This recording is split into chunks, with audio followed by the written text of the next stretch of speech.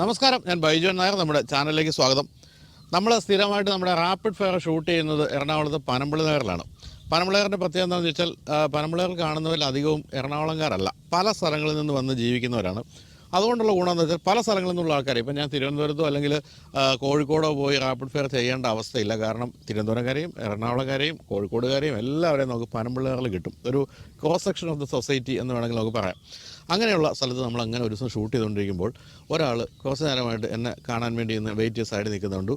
അപ്പോൾ ഞാൻ ഷൂട്ട് കഴിഞ്ഞപ്പോൾ ചെന്ന് പരിചയപ്പെട്ടപ്പോൾ എൻ്റെ ബൈജു എന്നെ ഓർമ്മയുണ്ടോയെന്ന് അറിയില്ല. ഞാൻ എബ്രഹാമാണ്, പഴയ ജിയോ മോട്ടോഴ്സിൻ്റെ GM ആണെന്ന് പറഞ്ഞു. അപ്പോഴാണ് ഞാൻ പെട്ടെന്ന് എബ്രഹാമിനെ ഓർക്കുന്നത്. വർഷങ്ങൾക്ക് ശേഷമാണ് നമ്മൾ കാണുന്നത്.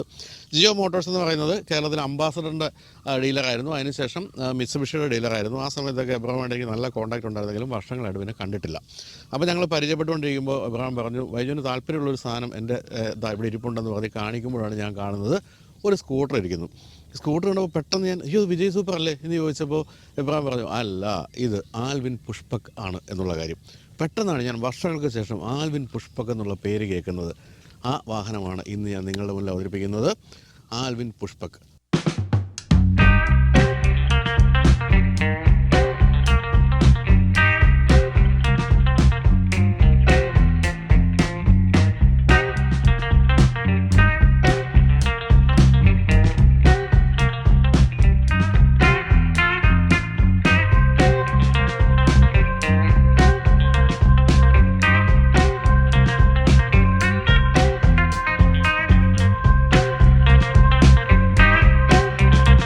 ചിലർക്കെങ്കിലും ഓർമ്മയുണ്ടാകും Alvin പുഷ്പകിന്.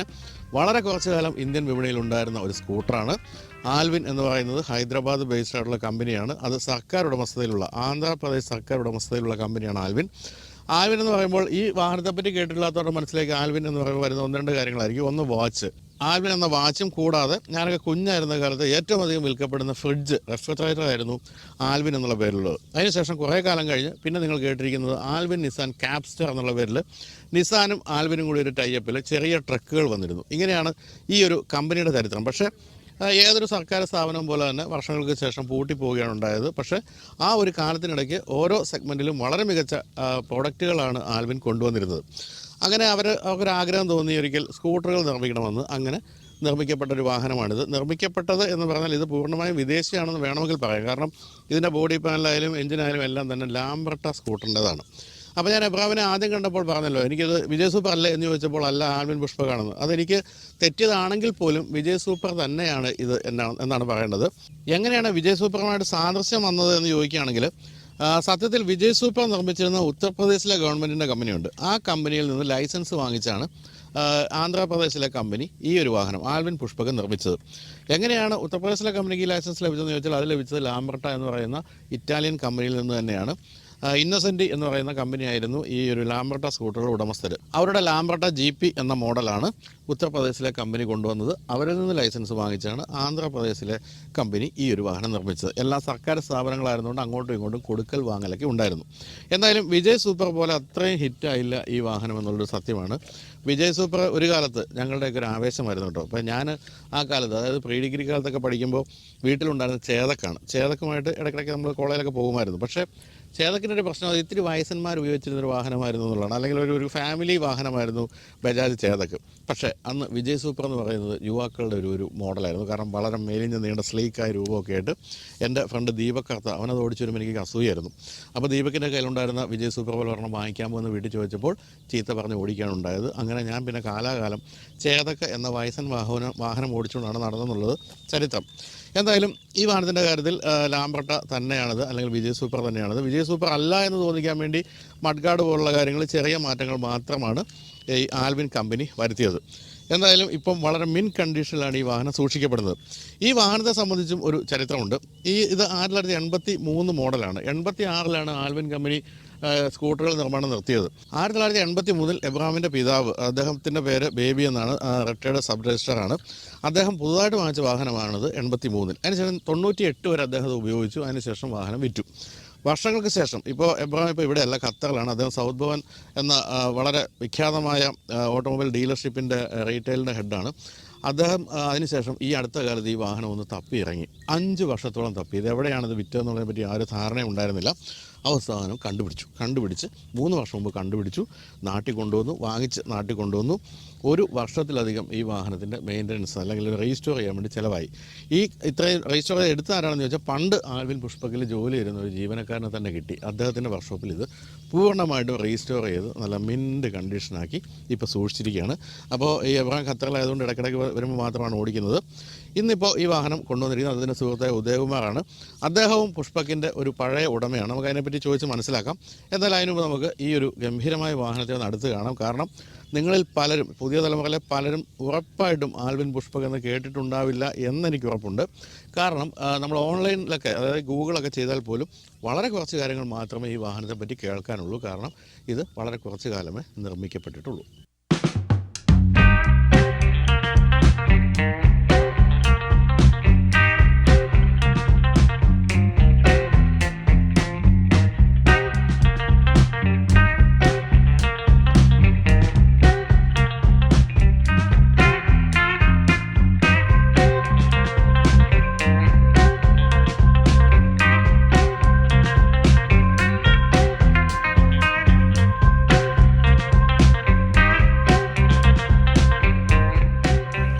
പുഷ്പകിൻ്റെ engine 150cc single cylinder 2 stroke എഞ്ചിനായിരുന്നു. 9.6 PSP എഞ്ചിനാണിത്. അന്നത്തെ കാലത്ത് സത്യം പറഞ്ഞാൽ ഏറ്റവും പവർഫുൾ എഞ്ചിൻ ഇതായിരുന്നു എന്നാണ് കമ്പനി അവകാശപ്പെട്ടിരുന്നത്. ആ രീതിയിലുള്ള പരസ്യങ്ങൾ വന്ന് കാര്യമായ രീതിയിൽ ചെയ്തിരുന്നു. അതിന് കാരണമായിട്ട് കമ്പനി പറയുന്നത് 12.56 സെക്കൻഡ്സ് മതി ഇതിന് 60 കിലോമീറ്റർ വേഗത എടുക്കാൻ എന്നുള്ളതാണ്. അതായത് അന്നത്തെ മറ്റ് സ്കൂട്ടറുകളുമായിട്ട് കമ്പയർ ചെയ്യുമ്പോൾ 13 സെക്കൻഡിൽ താഴെ സമയം കൊണ്ട് 60 കിലോമീറ്റർ വേഗത എടുക്കുന്ന മറ്റൊരു സ്കൂട്ടറും ഉണ്ടായിരുന്നില്ല. അതുകൊണ്ട് തന്നെ വളരെ പവർഫുൾ ആയിട്ടുള്ള സ്കൂട്ടറായിട്ടാണ് കണക്കാക്കപ്പെട്ടിരുന്നത്. ഇതിൻ്റെ ഏറ്റവും പ്രധാനപ്പെട്ട ഒരു സംഭവം ഇതിൻ്റെ സൗണ്ടാണ്. ഇതിൻ്റെ സൗണ്ട് എന്ന് പറയുന്നത് അന്ന് നമ്മളൊക്കെ ഒരു ഹരമായിരുന്നു കേട്ടോ. വളരെ ഷാർപ്പായ ഒരു സൗണ്ടാണ്. ഇപ്പോൾ ചേതക്കായാലും അല്ലെങ്കിൽ അതിന് ശേഷം വന്ന വെസ്പയൊക്കെ ആണെങ്കിൽ പോലും അതിൻ്റെയൊക്കെ സൗണ്ട് കുറച്ചൊന്ന് ചിതറിയ സൗണ്ടായിരുന്നെങ്കിൽ ഇത് വളരെ ഷാർപ്പായിരുന്നു. നമുക്ക് സൗണ്ട് ഒന്ന് കേൾക്കാം.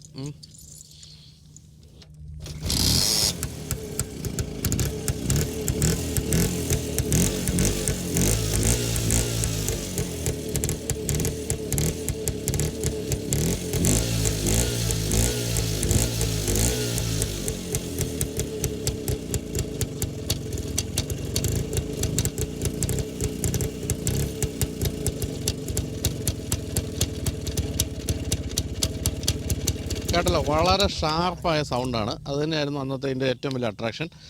പിന്നെ ആ കാലത്ത് ഈ ഇപ്പോൾ കോളേജ് പിള്ളേരെന്നൊക്കെ പറയുന്ന കക്ഷികൾ ഈ ബാക്കിലുള്ള ഈ ഒരു എന്താണ് ഹാൻഡിലൊന്നും ഉപയോഗിക്കില്ലായിരുന്നു. അതുകൊണ്ട് തന്നെ വളരെ സ്ലീക്കായിട്ടുള്ള രൂപമായിരുന്നു.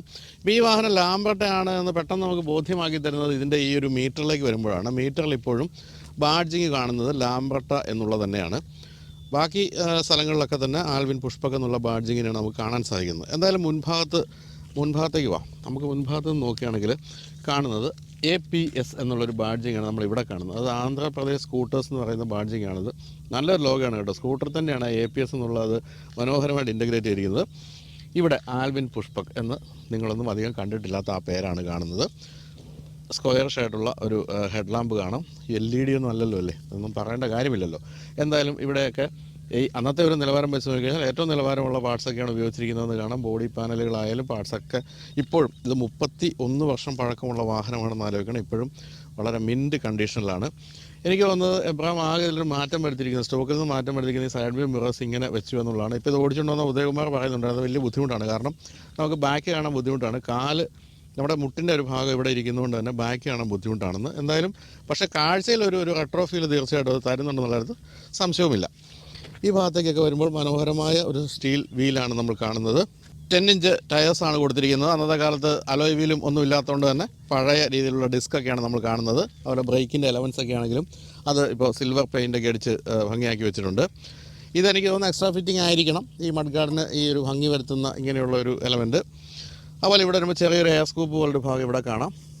വളരെ ഭംഗിയുള്ള ബോഡി പാനൽ, അതങ്ങനെ ഉരുട്ടിയൊക്കെ എടുത്ത് ഭംഗിയാക്കി വെച്ചിട്ടുണ്ട്. അതുപോലെ ഹെഡ് ലാമ്പിന് പിന്നിലേക്ക് നോക്കുകയാണെങ്കിലും പഴയ രീതിയിലുള്ള 4 സ്പീഡ് ഗിയർ ബോക്സിൻ്റെ ഈ ഗിയർ ലിവറാണ് നമ്മളിവിടെ കാണുന്നത്. ആ ഗ്രിപ്പ് ഇതൊക്കെ എനിക്ക് പഴയ നമ്മുടെ ചേതക്കിനെ ഓർമ്മിക്കുന്നുണ്ട്. ഈ തരത്തിലുള്ള ഗ്രിപ്പ് പോലുള്ള കാര്യങ്ങളൊക്കെ. ഇവിടെ സ്വിച്ച് കീ കൊടുത്തിരിക്കുന്നു. ഇവിടെയൊന്നും അങ്ങനെ സാധനങ്ങൾ സൂക്ഷിക്കാവുന്ന സ്ഥലങ്ങളൊന്നുമില്ല. എനിക്കൊന്നും അതൊക്കെ അന്ന് എക്സ്ട്രാ ഫിറ്റിംഗ് ഉണ്ടായിരിക്കണം. ഇവിടെ ആകെ നമ്മൾ കാണുന്നത് ഈ ഒരു ബ്രേക്കിൻ്റെ ഈ പെഡൽ മാത്രമാണ്. പണ്ടത്തെ രീതി അറിയാമല്ലോ, ഗ്യാസ് ഊറ്റി കൊണ്ടുപോകാന്നുള്ളതായിരുന്നു. അതിന് പറ്റുന്ന സ്പേസ് തീർച്ചയായും ഇവിടെ കൊടുത്തിട്ടുണ്ട്. ഇത് ഇന്നത്തെ വാഹനങ്ങളിൽ നമുക്ക് അങ്ങനെ കാണാൻ പറ്റാത്ത 2 കാര്യങ്ങളുണ്ട്. ഒന്ന്, ഒന്ന് ഇവിടെ ഇത് ചോക്ക് വലിച്ച്, രാവിലെ വാഹനം സ്റ്റാർട്ട് ചെയ്യുമ്പോൾ ചോക്ക് വലിച്ച് സ്റ്റാർട്ട് ചെയ്യുന്ന പഴയ കാർബറേറ്ററിൻ്റെ രീതി ഉണ്ടായിരുന്നു. അതാണ് ഒരു സൈഡിൽ കാണുന്നത്. മറ്റേ സൈഡിൽ കാണുന്നത് റിസർവിൻ്റെ, അതായത് കുറേ ദൂരെ ഓടിക്കഴിഞ്ഞ് വാഹനത്തിലെ ഫ്യൂവൽ റിസർവ് ആകുമ്പോൾ നമ്മൾ റിസർവിലേക്ക് മാറ്റിയിടണമായിരുന്നു. അത് മെയിൻ ഫ്യൂവൽ ഇതിൽ നിന്നും മാറ്റി, ചാനലിൽ നിന്ന് മാറ്റി റിസർവിലേക്ക് മാറ്റിയിടുന്ന സ്വിച്ചാണിത്. ഇതൊക്കെ ഈ പറഞ്ഞ പോലെ പഴയ ഗൃഹാതുരമായ ഓർമ്മകൾ തീർച്ചയായിട്ടും കൊണ്ടുവരുന്ന കാര്യമാണ്. ഇവിടെ ചെറിയൊരു സ്പേസ് ഉണ്ട്. അതിൽ നമുക്ക് വാഹനത്തിൻ്റെ ബുക്ക് പോലുള്ള ചെറിയ ചെറിയ കാര്യങ്ങളൊക്കെ സൂക്ഷിക്കാൻ പറ്റുന്ന ഒരു ചെറിയ സ്പേസാണത്. അപ്പോൾ ഈ ഒരു സ്പേസ് നമുക്ക് കീ വെച്ച് തന്നെ തുറക്കാം. സെക്യൂർഡായിട്ട് വെച്ചിരിക്കുന്ന ഒരു സ്ഥലമാണ്. ഇതിനകത്ത് തരക്കേടില്ലാത്തൊരു സ്പേസ് ഉണ്ടെന്ന് പറയാം. ചെറിയ സാധനങ്ങളൊക്കെ വയ്ക്കുക, അതുപോലെ തന്നെ വാഹനത്തിൻ്റെ രേഖകളും മറ്റും സൂക്ഷിക്കാവുന്ന ഒരു സ്ഥലമാണ്. ഇതുമൊക്കെ പഴയ സ്കൂട്ടറുകളിലെ ഒരു സ്ഥിരം രീതിയായിരുന്നു. ഇനി സൈഡ് പാനലിലേക്ക് വരുമ്പോൾ വളരെ കൃത്യമായും ഇത് വിജയ് സൂപ്പറിനെ തന്നെയാണ് ഓർപ്പിക്കുന്നത്. സത്യത്തിൽ ഈ വാഹനത്തിൻ്റെ വിജയ് സൂപ്പർ ഇസം എന്ന് പറയുന്നത് തീർച്ചയായിട്ടും ഇവിടെയാണ് നമുക്ക് കാണാൻ സാധിക്കുന്നത്. ഇവിടെയും ചെറിയൊരു എയർ സ്കൂപ്പ് പോലെ ഭാഗം കൊടുത്തിട്ടുണ്ട്. മറ്റൊരു കാര്യം വെച്ചാൽ ഈ പില്ലൻ റൈഡർക്ക് വേണ്ടി പ്രത്യേകിച്ച് ഫുഡ് റെസ്റ്റിനൊന്നും ആവശ്യമില്ല. കാരണം ഈ ഒരു പാനൽ ഇങ്ങേ അറ്റം വരെയാണ്, ഫ്ലോർ ഇങ്ങേ അറ്റം വരെ നീണ്ട് നിൽക്കുന്നുണ്ട്. അതുപോലെ തന്നെ ഇപ്പോൾ ഉദയകുമാർ അത് ഓടിച്ചൊരു പറയായിരുന്നു, ഒരിക്കലും നടുവേനൊന്നും എടുക്കില്ലതിന്. കാരണം ഇതിന് തന്നെ ഒരു സസ്പെൻഷൻ്റെ എഫക്റ്റ് ഉണ്ട് ഈ ഒരു സീറ്റ് എന്ന് പറയുന്നത്. അതുകൊണ്ട് തന്നെ സുഖമായിട്ട് ഇങ്ങനെ ചെറിയ തോതിൽ നമ്മൾ ഒന്ന് സപ്പോർട്ട് ചെയ്ത് അങ്ങനെ നിൽക്കും. സസ്പെൻഷൻ എന്ന് പറഞ്ഞ പോലെയാണ് ഇതിൻ്റെ കാര്യം. അതുപോലെ ഇവിടെ സുഖമായിട്ടിരിക്കാവുന്ന രീതിയിൽ പില്ലൻ റൈഡറുടെ സീറ്റുണ്ട്. നടുവിൽ ഈ ഭാഗത്തായിരുന്നു ഫ്യൂവൽ ലിഡ്. അത് തുറന്ന് വേണം, അതിനും കീ ഉണ്ട്, തുറന്ന് വേണം നമ്മൾ പെട്രോൾ അടിക്കാൻ. പണ്ടൊക്കെ എനിക്ക് ഓർമ്മയുണ്ട്, ഞാനൊക്കെ ഈ ചേതൊക്കെ ഓടിച്ച് നടന്നുകൊണ്ടിരുന്ന സമയത്ത് അന്ന് നമ്മൾ ഇതിനകത്ത് ഓയിലും കൂടെ മിക്സ് ചെയ്യണം. അതായത് 1 litre oil 1 litre petrol 50 oil കൂടെ ഒഴിക്കണം. 10 രൂപയായിരുന്നു രണ്ടിനും കൂടി. ഈ 50 ഓയിലും വെച്ചാൽ എനിക്ക് ഒത്തിരി പ്രായമെന്ന് വിചാരിക്കരുത് കേട്ടോ. പക്ഷേ അങ്ങനെ ആയിരുന്നു അന്നത്തെ ഒരു വില എന്ന് പറയുന്നത്. ഇപ്പോൾ അത് എത്ര രൂപയായി? 107 രൂപ മറ്റോ ആയില്ലേ. അന്ന് ഓയിലടക്കം 1 ലിറ്ററിന് നമ്മൾ കൊടുത്തിരുന്നത് 10 രൂപയായിരുന്നു. ഇനി പിൻഭാഗത്തേക്ക് വരുമ്പോൾ എത്ര സ്ലീക്കാണ് ഈ വാഹനം എന്ന് മനസ്സിലാകും. അതായത് ഇവിടെ ടെയിൽ ലാമ്പൊക്കെ ആണെങ്കിലും നന്നായിട്ട് ഈ വാഹനത്തിൻ്റെ ഡിസൈനുമായിട്ട് ചേർന്ന് നിൽക്കുന്ന രീതിയിൽ കൊടുത്തിരിക്കുന്നു. വളരെ ചെറിയൊരു ഫ്ലാപ്പ്, അതും ഈ പറഞ്ഞ പോലെ എക്സ്ട്രാ ഫിറ്റിംഗ് ആയിരിക്കാം, എനിക്ക് അറിഞ്ഞൂടെ, ഓർമ്മയില്ല. ഏതായാലും അങ്ങനെ അതും കൊടുത്തിരിക്കുന്നു. സ്റ്റാർട്ടിംഗ് ഒക്കെ അന്നത്തെ കാലത്ത് അറിയാമല്ലോ, എപ്പോഴും വാഹനങ്ങൾക്ക് മെക്കാനിക്കൽ പ്രശ്നങ്ങളൊക്കെ ഉണ്ടായിരുന്നു. പക്ഷേ വിജയ് സൂപ്പറിൻ്റെ ഒന്നും കാര്യത്തിൽ വലിയ പ്രശ്നങ്ങൾ കേട്ടിട്ടില്ല. ചേതക്കിൻ്റെ കാര്യത്തിൽ എനിക്ക് അറിയാമല്ലോ, ഒരു സൈഡിലേക്ക് ചെരിച്ച് പിടിച്ച് സ്റ്റാർട്ട് ചെയ്യുന്ന പരിപാടി ഉണ്ടായിരുന്നു. അതിനെപ്പറ്റി കഥയും കേട്ടിട്ടില്ലേ? പണ്ട് ആദ്യകാലത്ത് ഇന്ത്യ റോക്കറ്റ് വിക്ഷേപിച്ചപ്പോൾ അത് പോകുന്നില്ല, നേരെ സ്ട്രൈറ്റ് വെച്ചപ്പോൾ. അപ്പോൾ ആരോ പറഞ്ഞു, സർദാർജി പറഞ്ഞു കൊടുത്തു എന്നാണ്, ഒന്ന് ചെരിച്ച് പിടിച്ചിട്ട് സ്റ്റാർട്ട് ചെയ്താൽ പൊക്കോളുന്നു. അതായത് ചേതൊക്കെ ഓടിച്ച് ശീലിച്ച ഒരു സർദാർജി ആയിരുന്നു എന്നൊക്കെ ഒരു കഥകളുണ്ട്. അതിന് കാരണം അതിൻ്റെ ഒരു സൈഡിലായിരുന്നു എഞ്ചിൻ എന്നുള്ളതാണ്. അതുകൊണ്ട് തന്നെ അത് ബാലൻസിങ് ഒരു ചെറിയ പ്രശ്നം ഉണ്ടായിരുന്നു. പക്ഷേ ലാംബ്രട്ട സ്കൂട്ടറുകൾ ആദ്യകാലം തൊട്ടുള്ള പ്രത്യേകത അതിൻ്റെ എൻജിൻ എന്ന് പറയുന്നത് നടുവിലായിട്ടാണ്. അതായത് 2 സൈഡുകളും കൃത്യമായി വെയിറ്റ് ബാലൻസിങ് ഉണ്ടായിരുന്നു എന്നുള്ളതാണ്. ഈ വാഹനത്തിൻ്റെ കാര്യത്തിൽ അങ്ങനെ തന്നെ. അതുകൊണ്ട് തന്നെ ഇതിൻ്റെ ഒരു ബാലൻസിങ് അല്ലെങ്കിൽ സ്റ്റെബിലിറ്റി എന്ന് പറയുന്നത് എപ്പോഴും ബജാജിൻ്റെ ചേതകിനേക്കാളൊക്കെ മുന്നിലായിരുന്നു. ഇതാണ് കിക്കറിൻ്റെ ലിവർ. ഇപ്പോൾ പോലും 2-3 അടിയിലൊക്കെ സ്റ്റാർട്ടാകുന്ന രീതിയുണ്ട് ഈ വാഹനത്തിന്. അതുപോലെ തന്നെ സൈഡ് സ്റ്റാൻഡ് എന്ന് പറയുന്നത് അന്ന് ഇല്ലായിരുന്നു. അന്ന് സെൻട്രൽ സ്റ്റാൻഡ് മാത്രമേ ഉള്ളൂ. അപ്പം ഞാനൊക്കെ ആ കാലത്ത് ഈ ചേത കൂടിച്ചിരുന്നപ്പോൾ ഞാൻ മെലിഞ്ഞുണങ്ങി എഴുന്നേക്കാൻ പറ്റാത്തൊരവസ്ഥയിലായിരുന്നു. ആ സമയത്തൊന്നും എനിക്കൊന്നും സെൻട്രൽ സ്റ്റാൻഡ് കയറ്റി വയ്ക്കാനേ പറ്റില്ല, വയ്യായിരുന്നു. അത് അടുത്ത് നിൽക്കുന്ന ചേട്ടനോടൊക്കെ, ചേട്ടൻ ഒന്ന് വലിച്ചു തരാമെന്ന് ചോദിച്ചിട്ട് വലിച്ചു വയ്ക്കുമായിരുന്നു. അന്നൊക്കെ ഞാനൊക്കെ ആഗ്രഹിച്ചിട്ടുണ്ട് ഈ സൈഡ് സ്റ്റാൻഡ് എന്ന് പറഞ്ഞ സാധനം ഉണ്ടായിരുന്നെങ്കിലും. പക്ഷേ അന്ന് അതൊന്നും ഉണ്ടായിരുന്നില്ല. ഇത് ഈ കാണുന്നത് പഴയ കർണാടകത്തിലെ നമ്പർ പ്ലേറ്റാണ്. കർണാടകത്തിലായിരുന്നു അന്ന് ഈ വാഹനം പ്രധാനമായിട്ടും മെയിൻ ഡീലർഷിപ്പൊക്കെ, പക്ഷേ കേരളത്തിലും ഉണ്ടായിരുന്നു. അതാണ് നമ്മളവിടെ കാണുന്നത്. അപ്പോൾ ഇത്രയാണ് ഈ വാഹനത്തിൻ്റെ രൂപത്തെപ്പറ്റി പറയാനുള്ളത്. തീർച്ചയായിട്ടും കാലികമായ രൂപം, ആധുനികമായ രൂപം എന്ന് തന്നെയാണ് പറയേണ്ടത്. പല കാര്യങ്ങളും ഇപ്പോൾ ഏറ്റവും പുതിയ വാഹനമുള്ള പല കാര്യങ്ങളും ഇല്ലെങ്കിൽ പോലും ഇത് ഓടിച്ചുകൊണ്ട് നടക്കുന്ന വളരെ രസകരമായ കാര്യമാണ്. ഇപ്പോൾ തന്നെ മീറ്റർ കൺസോളിലേക്ക് നോക്കുകയാണെങ്കിൽ ആകെ ഉള്ളത് സ്പീഡോമീറ്റർ മാത്രമാണെന്ന് പറയാം. അതുപോലെ ഇവിടെ നമ്മുടെ കിലോമീറ്റർ ഓടിയ കൗണ്ടറും കാണാം. വേറെ ഒരു കാര്യങ്ങളുമില്ല. അത്തരത്തിൽ പഴയ കാര്യങ്ങളാണ്. ഇവിടെ ലൈറ്റിൻ്റെ സ്വിച്ച്, ഇൻഡിക്കേറ്ററിൻ്റെ സ്വിച്ച്, വേറെ ഒന്നുമില്ല. പരിപാടി കഴിഞ്ഞിരിക്കുകയാണ്. ഇത്രയൊക്കെ തന്നെ ഈ വാഹനത്തിൻ്റെ രൂപത്തെപ്പറ്റി പറയാനുള്ളൂ. അപ്പോൾ നമുക്കിനി ഇത് ഓടിച്ചുകൊണ്ട് വന്ന ഉദയകുമാറോട് സംസാരിക്കാം. കാരണം അദ്ദേഹം ഈ വാഹനം ഫസ്റ്റ് ഇത് ഇറങ്ങിയ സമയത്ത് തന്നെ വീട്ടിൽ വാങ്ങിച്ച ആളാണ്. അതിനുശേഷം കുറേ കാലം ഉപയോഗിച്ച ആളുമാണ്. അദ്ദേഹത്തോട് നമുക്ക് ഈ വാഹനത്തിൻ്റെ പ്രത്യേകതകൾ ചോദിച്ച് മനസ്സിലാക്കാം. ഇപ്പോൾ ഞാനിപ്പോൾ ഫോണിൽ ഇതിൻ്റെ ഉടമയെ എബ്രഹാമായിട്ട് സംസാരിച്ചപ്പോൾ എബ്രഹാം പറഞ്ഞത് പാർട്സ് എല്ലാം കിട്ടാനുണ്ട്. കാരണം വെച്ചാൽ വിജയ് സൂപ്പറിൻ്റെ ഇതിൻ്റെയും പാർട്സ് എല്ലാം ഷെയർ ചെയ്യുന്നതുകൊണ്ട് വിജയ് സൂപ്പർ ഇപ്പോഴും ഇഷ്ടംപോലെ വാഹനങ്ങൾ പഴയതൊക്കെയുള്ള ആൾക്കാർ ഉപയോഗിക്കുന്നുള്ളതുകൊണ്ടും ഇതിൻ്റെ പാർട്സ് കിട്ടാനൊന്നും വലിയ ബുദ്ധിമുട്ടില്ല. തന്നെയല്ല ഇതിനൊരു വലിയ ഗ്രൂപ്പുണ്ട്, ഇത് ഉപയോഗിക്കുന്നൊരു ഗ്രൂപ്പുണ്ട്. അതുകൊണ്ട് അത്തരം കാര്യങ്ങളെല്ലാം ഷെയർ ചെയ്യുന്നുണ്ടെന്നുള്ള കാര്യമാണ്. അപ്പോൾ നമുക്കിനി ഉദയകുമാറിനെ കാണാം.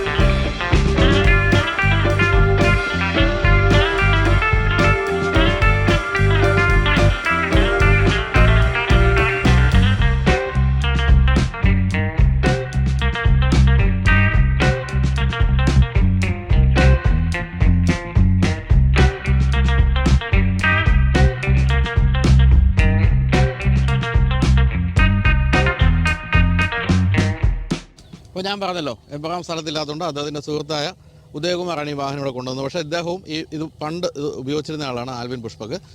പല എറണാകുളത്തേക്ക് പല പ്രമുഖ ഹോട്ടലുകളിലെയും GM ഒക്കെ ആയിരുന്ന ആളാണ് ഉദയകുമാർ. നമസ്കാരം. നമസ്കാരം. രാവിലെ എഴുന്നേപ്പിച്ച് ബുദ്ധിമുട്ടിച്ച് കൊണ്ടുവന്നതിന് ക്ഷമ ചോദിക്കുന്നു. Thank you. അപ്പം പറഞ്ഞല്ലോ ഇത് പണ്ട് ഉപയോഗിച്ചിരുന്നു എന്ന്. ഏത് കാലത്താണ് ഉപയോഗിച്ചിരുന്നത്? ഇത് ഞാൻ ഉപയോഗിച്ചുകൊണ്ടിരുന്നത് 95 തൊട്ട് 98 വരെയാണ്. 98-99 വരെ യൂസ് ചെയ്തു. അതിൻ്റെ ആദ്യത്തെ എനിക്ക് എൻ്റെ അച്ഛനും അമ്മയും ആണ് ആദ്യമായിട്ട് എനിക്ക് വാങ്ങിച്ചു തന്നതാണ്. അത് 79 മോഡൽ ആൽവിൻ പുഷ്പക്കായിരുന്നു. അത് ബാംഗ്ലൂർ രജിസ്ട്രേഷൻ ആയിരുന്നു. അത് പിന്നെ 85 ട്രിവാൻഡ്രത്ത് കൊണ്ടുവന്ന് വാങ്ങിച്ച ആള് KBT 3205 എന്ന് പറയുന്ന നമ്പറിലേക്ക് മാറ്റി. അന്ന് 85 റീരജിസ്റ്റർ ചെയ്ത് ഞാനത് പിന്നെ അത് 96 വാങ്ങിച്ചു. 99 വരെ യൂസ് ചെയ്തു. ഭയങ്കര കംഫർട്ടബിൾ വണ്ടിയായിരുന്നു. അത് കഴിഞ്ഞ് പിന്നെ പുതിയ വണ്ടി എടുക്കണം എന്നുള്ളൊരു വന്നു കഴിഞ്ഞപ്പോഴത്തേക്ക് അത് എൻ്റെ സുഹൃത്ത് മനോജ് എന്ന് പറഞ്ഞിട്ട് അദ്ദേഹം ഇപ്പോൾ മോട്ടോർ വെഹിക്കിൾ ഇൻസ്പെക്ടറാണ് അദ്ദേഹം അന്ന് എൻ്റെ ആ സമയത്ത് ആ വണ്ടി ഒരു ഫ്രണ്ട് മുഖാന്തരം ആ വണ്ടി കൊടുത്തു. അത് കഴിഞ്ഞ് പിന്നെ ഞാൻ വേറെ വെസ്പ പുതിയത് എടുത്തു. പക്ഷേ ഇത് ഭയങ്കര കംഫർട്ടബിൾ. ഇത് പക്ഷേ 86 ഞാൻ വായിച്ചതനുസരിച്ച് 86 ഈ കമ്പനി സ്കൂട്ടർ നിർമ്മാണം നിർത്തി. അപ്പോൾ നിങ്ങളൊക്കെ വാങ്ങിക്കുന്ന സമയത്ത് സത്യത്തിൽ കമ്പനി ഇല്ല. അപ്പോൾ അങ്ങനെ ഒരു ആശങ്കയൊന്നും ഇല്ലായിരുന്നു. ഇതിന്റെ പാർട്സ് കിട്ടും. കാരണം ഇതിപ്പം പാർട്സ് എല്ലാം അവൈലബിൾ ആയിരുന്നു. കാരണം വിജയ് സൂപ്പറിന്റെയും വിജയ് സൂപ്പർ മാർക്ക് 1 ഉണ്ട്, മാർക്ക് 2 ഉണ്ട്. അപ്പം അതിന് ആകെ ആ സമയത്തൊക്കെ വിജയ് സൂപ്പറൊക്കെ നല്ല ആക്റ്റീവായിട്ട് നിൽക്കുന്ന ഒരു സമയമാണ്. പക്ഷേ എന്നത്തിനും ഈ പ്രൊഡക്ഷൻ നിന്ന് പോയി. പക്ഷെ നമുക്ക് അതിന്റെ പാർട്സുകളൊക്കെ കിട്ടും. പിന്നെ അത്യാവശ്യം ചെറിയ പാർട്സൊക്കെ ലേത്തി കൊടുത്ത് കടഞ്ഞിടാം. ശരി. അപ്പൊ ഇപ്പോഴത്തെ അവസ്ഥ എബ്രഹാം പറഞ്ഞത് പാർട്സ് കിട്ടുന്നുണ്ടെന്നാണ്. പാർട്സ് കിട്ടുന്നുണ്ട്. കമ്പനിയുടെ ആയിരിക്കില്ലല്ലോ മറ്റേ പുറത്തൊക്കെ ഉണ്ടാക്കുന്നത്. അതായത് കുറെ സാധനങ്ങളൊക്കെ അവര് നേരത്തെ ഈ പറയുന്ന പോലെ പ്രിസർവ് ചെയ്ത് വെച്ചിട്ടുണ്ടാവണം. പിന്നെ കുറച്ചൊക്കെ അവര് ഇപ്പൊ ഈ പറയുന്ന പോലെ ഇപ്പൊ എല്ലാം പഴയതൊക്കെ ഒരു പരിധി വരെയൊക്കെ പുതിയതാക്കി എടുക്കാൻ പറ്റുമല്ലോ. ഇപ്പൊ ബീഡിങ്സ് ആയാലും. പക്ഷെ ശരിക്കും പറഞ്ഞാൽ ഇതിന് ഒരു ബീഡിംഗ് ഉണ്ട്. കാരണം ഇവിടം തൊട്ട് ഇവിടം വരെ ഒരു ബീഡിംഗ് ഉണ്ട്. ബീഡിങ്ങിനകത്ത് ഒരു റെഡ് ഒരു ഇത് പോകുന്നുണ്ട്. അതാണ് ആൽവിൻ പുഷ്പക്കിന് വിജയ് സൂപ്പർ എന്ന് പറഞ്ഞു കഴിഞ്ഞാൽ 3 വരയാണ്. അത് അണ്ണാന്റെ മുകളിലുള്ള ശ്രീരാമ വരച്ചിട്ട് 3 വര പോലെ ഒരു 3 വരയാണ് വിജയ് സൂപ്പറിന് ഉള്ളത്. അതായത് ഒരു റെഡ് ഒരു ബ്ലാക്ക് സ്മോൾ സ്ട്രിപ്പും പിന്നെ ഒരു വീതിയുള്ള ഒരു സ്ട്രിപ്പും, അങ്ങനെ 3 സ്ട്രിപ്പാണ് വിജയ് സൂപ്പർ. ആൽവിൻ പുഷ്പക്കിന് വന്നപ്പോൾ അതൊരു ബീഡിംഗ് ആണ്. ബീഡിങ്ങിന്റെ സെൻട്രിൽ കൂടെ ഒരു ഓറഞ്ച് ഒരു ബീഡിംഗ് പോകുന്നുണ്ട്, ഒരു ലൈറ്റ് ഓറഞ്ച് ബീഡിംഗ്. അതാണ് ആൽവിൻ പുഷ്പക്കിന് തമ്മിലുള്ളത്. പിന്നെ അതിന്റെ മഡ്ഗാർഡ് നമ്മുടെ ബജാജ് ഓട്ടോറിക്ഷയുടെ ഒരു ആ ഒരു ഇത് വരുന്നതനുസരിച്ച് ബജാജ് ഓട്ടോറിക്ഷയുടെ അത് വരുന്നതനുസരിച്ചുള്ള ഒരു മഡ്ഗാർഡാണ്. അപ്പൊ വിജയ് സൂപ്പറിൽ നിന്നൊന്നും മാറ്റി നിർത്താൻ വേണ്ടിയാണ് അവർ മഡ്ഗാർഡ് മാറ്റി. രണ്ടും ഒരേ റിസംബ്ലൻസ് വരണ്ട എന്ന് വിചാരിച്ചുകൊണ്ട് ചെറിയ മഡ്ഗാർഡ് ഒരു ചേഞ്ച് അവർ കൊടുത്തിട്ടുണ്ട്. അതുപോലെ നമ്മളിപ്പോഴേ ഞാനിപ്പോൾ ഇത് ഇന്നിപ്പം ഷൂട്ട് ചെയ്യുന്നതിന് മുന്നോടിയായിട്ട് ഇതിനെപ്പറ്റി പഠിച്ചപ്പോൾ കുറേ സ്കൂട്ടറുകൾ നമ്മൾ UK കാണുന്നുണ്ട്, ലണ്ടനിലും ഒക്കെ ഓടിച്ചിട്ടുണ്ട്. അതെങ്ങനെയാണ് സംഭവിച്ചു കഴിഞ്ഞാൽ ഇതിപ്പം ഇവിടുന്ന് കുറേ വണ്ടികൾ കയറ്റി അങ്ങ് പോയിട്ടുണ്ട് UK. പക്ഷേ ഫോറിനേഴ്സിന് ഇത് ഭയങ്കര ക്രേസാണ്. കാരണം ഇവർ ഈ വണ്ടികൾ എടുത്തിട്ട് കംപ്ലീറ്റ് അതിനെ ടോട്ടൽ റീസ്റ്റോർ ചെയ്ത് അതിൻ്റെ പെർഫോമൻസ് ഒക്കെ മാറ്റി അതിൻ്റെ ഫ്രണ്ട് സസ്പെൻഷനൊക്കെ മാറ്റിയിട്ട് അത് കുറച്ചും കൂടി ഡിസ്ക് ബ്രേക്ക് ആക്കി കംപ്ലീറ്റ് ഇലക്ട്രോപ്ലേറ്റ് ചെയ്തത്. Full electro. ആ വണ്ടി കാണുമ്പോൾ തന്നെ നമുക്ക് മനസ്സിലാവും എത്ര ബ്യൂട്ടിഫുൾ ആയിട്ടാണ് അവർക്ക് അത് റീസ്റ്റോർ ചെയ്യാൻ പറ്റുമെന്നുള്ളത്. അതായത് ബോഡിയെല്ലാം പഴയത്, പക്ഷെ എല്ലാം പുതിയ രീതിയിലേക്ക് അവർ ഒരുപാട് അത് മാറ്റി. അപ്പോൾ കംഫർട്ടബിൾ റൈഡിന് വേണ്ടിയിട്ടുള്ള രീതിയിലേക്കൊക്കെ അവർ മാറ്റി. അപ്പോൾ സാധാരണ ശരിക്കും പറഞ്ഞാൽ അന്നൊക്കെ അവിടെ നിന്ന് ഇങ്ങോട്ട് വണ്ടികൾ കൊണ്ടുവരുന്ന കാലത്ത് ഇവിടുന്ന് കയറ്റുമതി ചെയ്തുപോയ വണ്ടിയാണെന്നുള്ള സൂപ്പർ താരമാണ്. അതിന്റെ പേരെന്തോ ഒരു ഇന്ത്യൻ തുടങ്ങിയ ഇന്ത്യൻ GP എന്നോ അങ്ങനെ എന്തോ പറഞ്ഞിട്ടാണ് GP 150 അങ്ങനെ എന്തോ ആണ് തോന്നുന്നു. 170 എന്നാണ് അന്ന് അവരവിടെ കൊണ്ടുപോയിട്ട്. പക്ഷെ ഇത് ഒരു കാലത്ത് കോളേജ് പിള്ളേർക്ക് ഇതൊരു ചെത്ത് വണ്ടിയാണ്. ഞാനത് പറഞ്ഞു. ഞാനൊക്കെ കോളേജിൽ ചേതക കൊണ്ടുപോകും. ആ സമയത്ത് എൻ്റെ ഒരു ഫ്രണ്ട് ദീപകർത്തുണ്ട്, അവൻ ഇതുമായിട്ട് വരും. നമുക്ക് ഭയങ്കര അസൂയ. കാരണം സത്യത്തിൽ ചേതക ഇതിനേക്കാളൊക്കെ വില കൂടിയ വണ്ടിയാണൊക്കെ ആണെങ്കിൽ അതിനൊരു ഫാമിലി മാൻ സാധനമാണ്. ഇതാകുമ്പോഴത്തേക്കും ചെത്താണ് ഇങ്ങനെ. ഈ ചേതക്കിലും ഈ വിജയ് സൂപ്പറിലും ഇതിലൊന്നും ഇത് സ്റ്റെപ്പിന് വെക്കൂല. കാരണം ചെയ്യുന്നറിയാമോ, സ്റ്റെപ്പിന് വെക്കാണ്ട് തന്നെ കൊണ്ട് നടക്കണം. അത് കോളേജിൽ സ്റ്റെപ്പിന് വെക്കില്ല, പ്ലെയിൻ ആയിട്ടിരിക്കും. ഞാൻ പറയാൻ വിട്ടുപോയിട്ടോ, ഇവിടെ ഈ കാണുന്നത് ഇവിടെ ഇങ്ങനെ സ്റ്റെപ്പിന് നിന്നിരുന്ന സ്ഥലമാണ്. അപ്പോൾ ഈ ദീപക് ഉൾപ്പെടെയുള്ളവരൊക്കെ സ്റ്റെപ്പിന് എടുത്ത് കളഞ്ഞ് ആണിത് കൊണ്ട് ഞാനും അതെ എൻ്റെ ചേതക്കിന് സ്റ്റെപ്പിന് ഇപ്പോഴും അങ്ങനെയാണ് അത് ഇരിക്കുന്നത്. എന്നിട്ട് എവിടെയെങ്കിലും പഞ്ചറായി കഴിഞ്ഞാൽ വലിയ പണിയാണ് പിന്നെ എന്നാൽ പോലും വെക്കൂല എന്നുള്ളതായിരുന്നു. അതുപോലെ അന്ന് ഇതിപ്പോൾ എൻ്റെ മൈലേജ് ഞാൻ വായിച്ചത് 50 52 ആണ് ഇവർ കമ്പനി ക്ലെയിം ചെയ്തിരുന്നത്. അത്രയൊക്കെ മൈലേജ് ഒന്നും കിട്ടൂല. എന്നാലും ഒരു 40 ഒരു ആവറേജ് ഒരു നമ്മളൊരു ഒരു മെയിൻറ്റെയിൻ ഒരു 40 to 50 കിലോമീറ്റർ സ്പീഡ് മെയിൻറ്റെയിൻ ചെയ്യുകയാണെങ്കിൽ ഒരു 45 വരെ 50 കിട്ടാൻ ചാൻസസ് വളരെ കുറവാണ്. പിന്നെ ഇതിൻ്റെ പെട്രോൾ ഓയിലും കൂടെയാണ് ഇത് മിക്സ് ചെയ്യുന്നത്. അത് 1 ലിറ്ററിന് 30 40 ഒക്കെ ആയിട്ട് 2T ഓയിൽ ആണത് മിക്സ് ചെയ്യുന്നത്. അത് ഞാനിപ്പോൾ ഈ വീഡിയോ പറഞ്ഞു, ഞാനൊക്കെ ചേതൊക്കെ ഉപയോഗിച്ചിരുന്നപ്പം ഈ ഒരു 50 ഓയിലും 1 ലിറ്റർ പെട്രോളിന് 10 രൂപയായിരുന്നു. അതെ അതെ അതെ. ഇപ്പം പോയ പോക്കുണ്ടോ എന്തായിരുന്നു? അതുപോലെ എത്ര രൂപയ്ക്കാണ് സെക്കൻഡ് ഹാൻഡ് ഉപയോഗം വാങ്ങിച്ചത്? സെക്കൻഡ് ഹാൻഡ് ഞാൻ വാങ്ങിക്കുന്നത് എൻ്റെ ഒരു ഫ്രണ്ടിനെ നിന്നാണ് വാങ്ങിക്കുന്നത്. അത് അന്ന് ഞാൻ വാങ്ങിക്കുന്നത് 3750 രൂപയ്ക്കാണ്. ഞാൻ all in Pushpa Neptune blue ആണ് എൻ്റെ കളർ.